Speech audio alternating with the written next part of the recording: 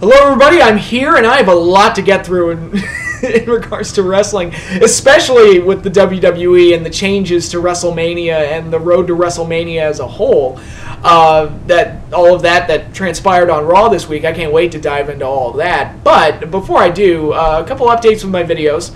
I have not filmed part 3 of my Godzilla movie review series yet, but I plan on doing that sometime this weekend, maybe next weekend if I get behind.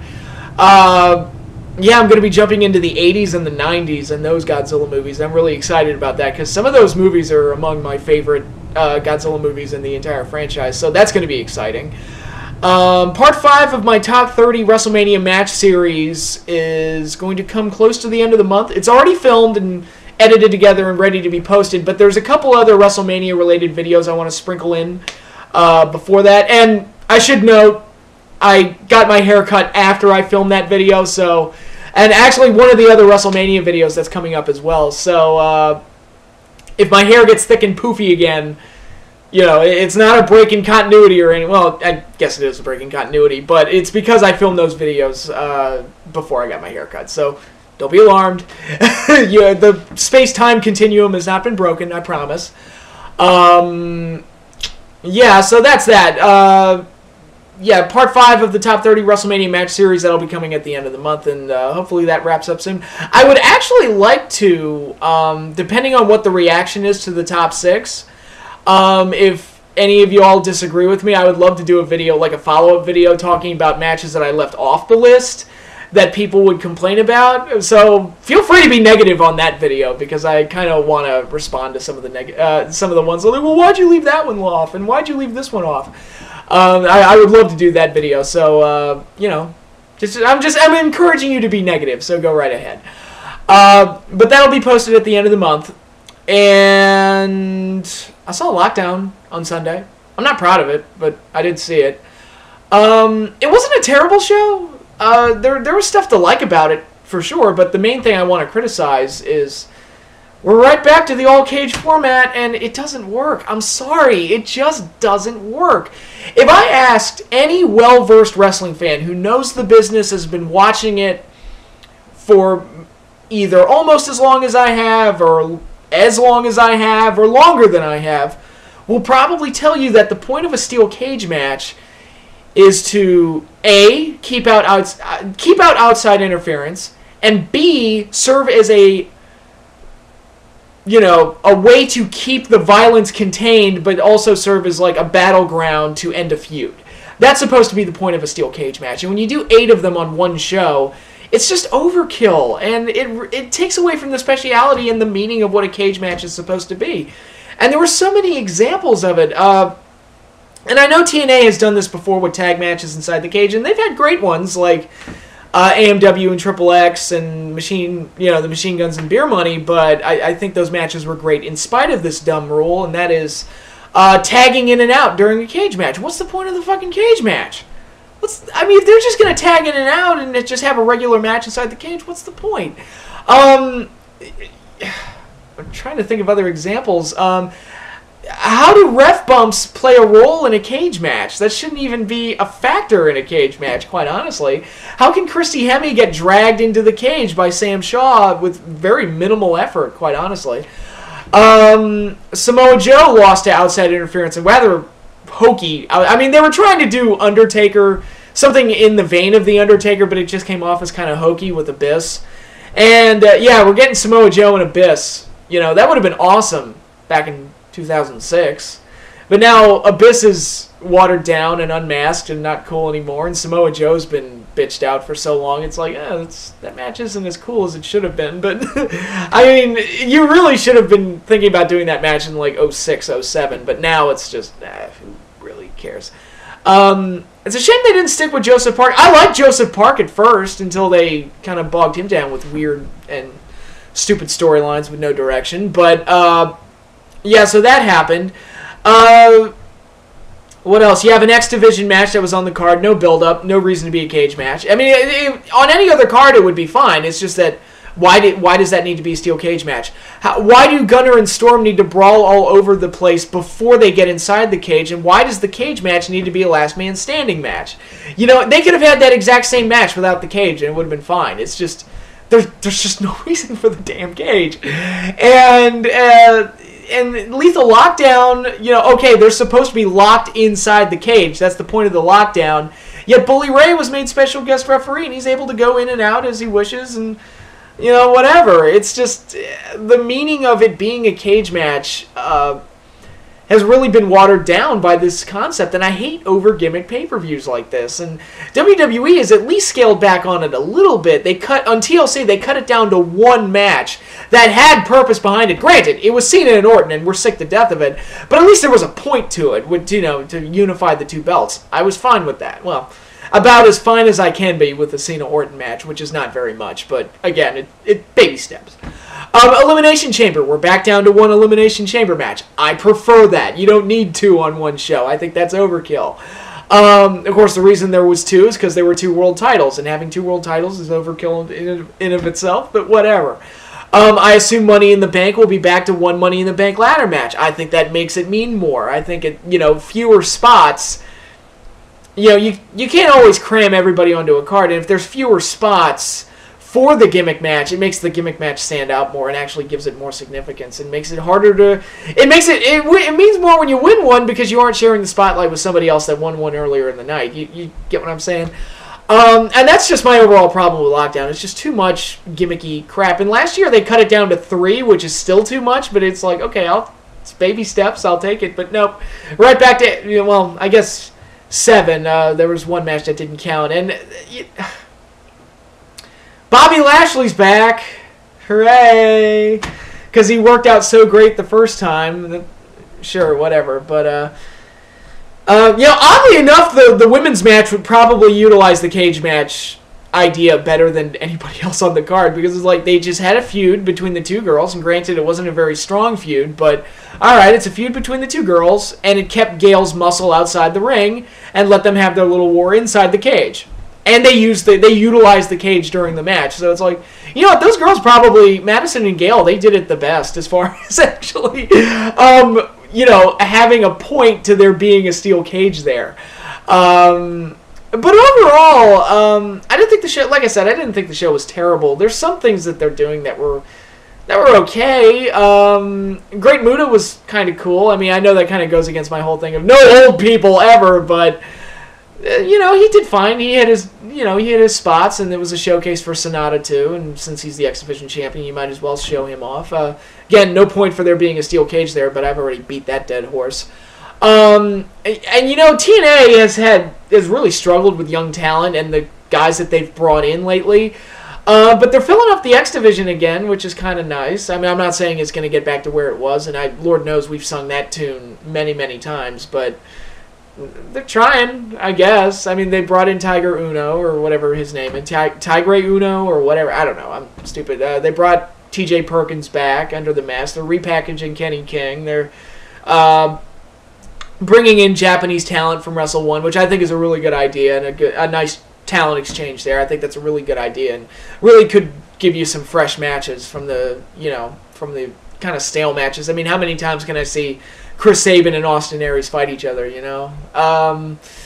What else? I actually do like Ethan Carter III and Sam Shaw. I didn't think I'd say that, but I actually do like them. And EC3 has actually turned out, it's like, wow, he's actually pretty entertaining, and he's not terrible in the ring. And Sam Shaw, I had a lot of question marks about his in-ring ability, and I still do, but the character is actually pretty cool. I don't know if they're going for a Patrick Bateman thing or what, but...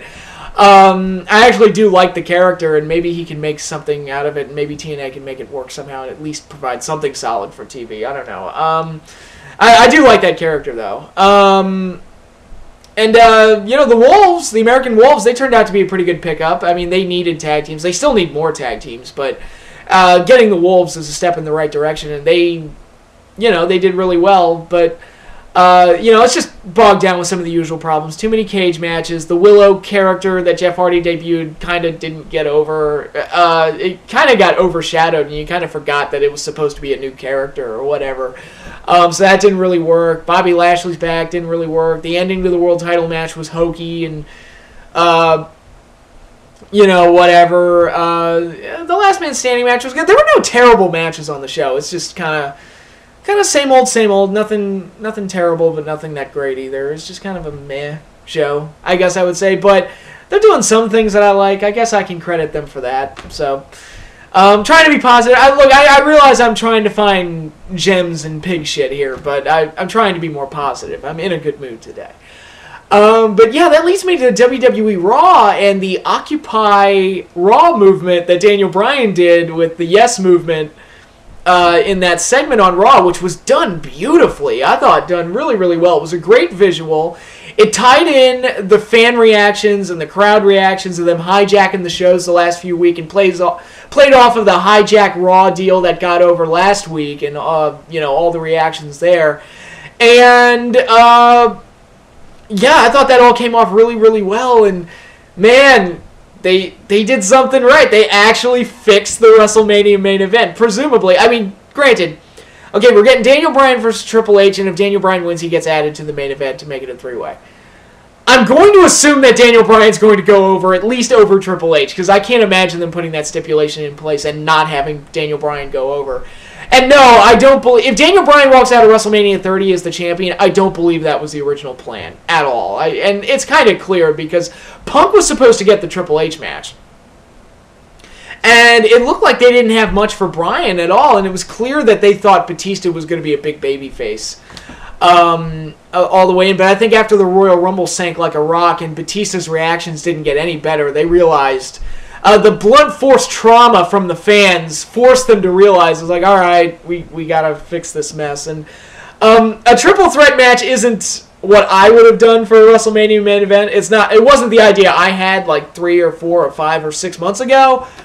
But I'll take it. It's better than getting Batista Orton one-on-one, which would have been, quite honestly, I mean, it probably would have ended up being a contender for worst main event in WrestleMania history. Like, it would have been up there. It felt like WWE just crafted a disaster. And, but yeah, I think the stuff they've done on TV with Daniel Bryan and the Authority has been great. And again, they're playing off the way the crowd reacted, which was genuine, and how pissed off everybody was that Daniel Bryan got left out of the Royal Rumble and Batista got pushed over him, which was complete bullshit. The fans told them it was bullshit, and now they've turned it into a storyline, and it's great, and it's worked. And it gives off the impression that the fans changed WrestleMania, and they're the ones that helped Daniel Bryan get over on the bosses, on the evil Authority that kept them down. And Triple H, I think, has been really good in this. Stephanie McMahon has been fantastic, and I want to make this point. When I bash Vicky Guerrero and say that she's a shit heel and she's not the type of heel that I want on TV, the type of heel that I would want on TV, and I guess what they kind of are shooting for with Vicky, look at Stephanie McMahon and the things that she says on the microphone. They sting like a fucking... And it makes you want to punch her right in the face. She's good at actually pissing you off legitimately and saying things to get under your skin and just playing a naturally good heel on TV and not like... And granted, Stephanie wasn't always perfect, but this recent run, pretty much since SummerSlam, really, she's been fantastic. And that's the type of heel I want on my TV, not Vicky Guerrero who goes out there and screeches all the time. There's a huge difference. Vicky is annoying, and that doesn't make for good TV. Stephanie is actually a good character, and she's good at saying things that get under your skin and piss you off, and you want to punch her in the fucking face. And I would never hit a woman, but she makes it tempting, and that means she's doing a really good job at what she's doing. Vicky, I just don't want on my TV because she's irritating. And it's not even fun to watch her get one-upped or humiliated because she makes that annoying. And, again, I'm just trying to explain the difference between a good heel and a shit heel, and I think you see that with those two characters that are, I think the WWE thinks is similar, but they're really not. But anyway, I think some of the stuff they've done on Raw the last 2 weeks has been really good. They've changed the road to WrestleMania and drastically improved their main event, and it makes me believe it's like, all right, Daniel Bryan has to win this time, right? I mean, we've gone through all the shit. I mean, Daniel Bryan absolutely has to win this time. It looks like they're going to cut Cesaro loose and see what he can do. That could be really cool.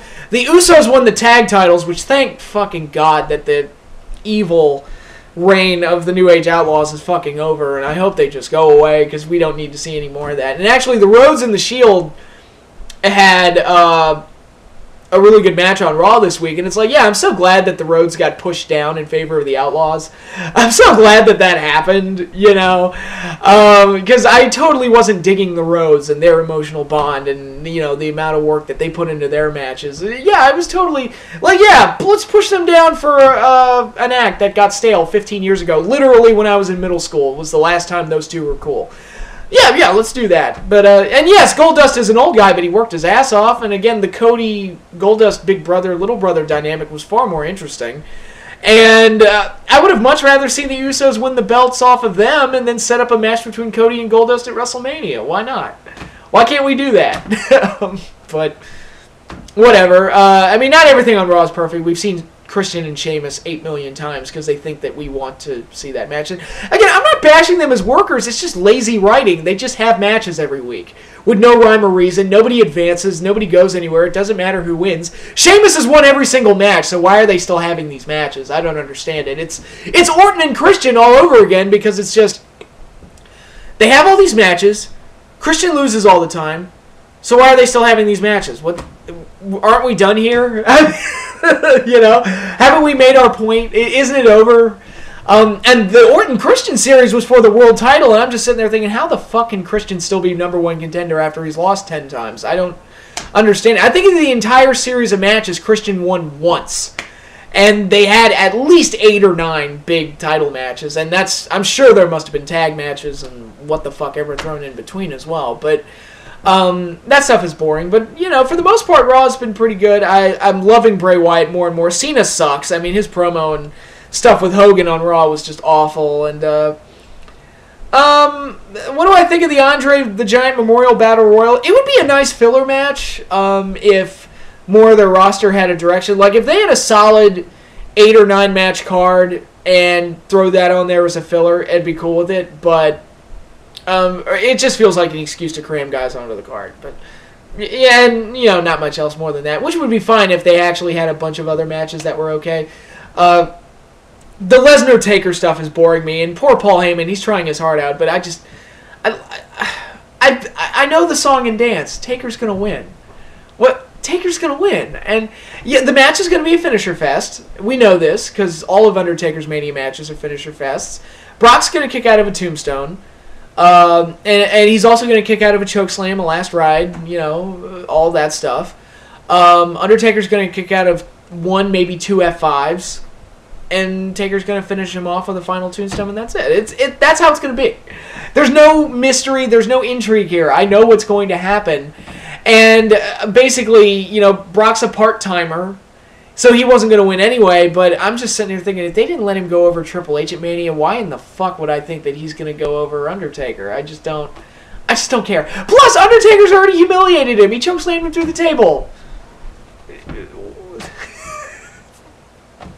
What's the point of the match? He already whipped his dick out and beat him with it. There's nothing more to prove, you know? I mean, they literally faced off once, and Undertaker utterly humiliated him, and that's kind of a drama killer, quite honestly. But so yeah, Raw's not perfect, but like I said, they fixed WrestleMania big time with the Daniel Bryan change, and that whole segment was great. And going back to that segment, I loved that the interruption actually ruined matches. I thought that was a good thing, because normally with something like that, you'll just see a guy stand in the ring for 15 minutes and he'll talk back and forth with somebody, or